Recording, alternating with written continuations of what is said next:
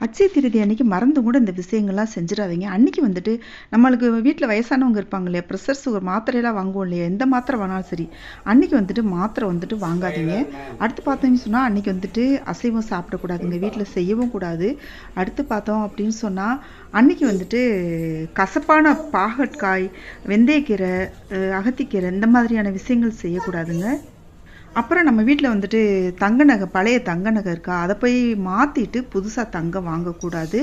அன்னைக்கு என்ன பண்ணலாம் அப்படின்னு சொன்னா, வீட்ல இருக்க பழைய நகைய வந்துட்டு எக்காரணத்த கொண்டும் போய் கடையில குடுக்கக்கூடாதுங்க. புது நகை வந்துட்டு வாங்கணும்னா, புது நகை மட்டும் தாங்க வாங்கணும். வீட்ல இருக்க நகை வந்துட்டு பழசோ, புதுசோ அது நம்ம வீட்ல இருக்க மகாலட்சுமிங்க. அத போய் குடுத்துட்டு வாங்கக்கூடாது. புதுசா தாங்க வாங்கிட்டு வரணும். அப்புறம் வீட்ல இருக்க பெரியவங்க கால்ல விழுந்து அன்னைக்கு வந்து ஆசீர்வாதம் வாங்கிட்டு, அவங்க கையால ரூ. 1 நாணயமாச்சும் சரிங்க. எவ்வளவு குடுத்தாலும் சரி, ரூ. 1 நாணயமா அவங்க கையால வாங்கணும் அப்படின்னு சொன்னா, அது பெரிய பொக்கிஷங்க. இது எல்லாமே வந்துட்டு செஞ்சு பாருங்க.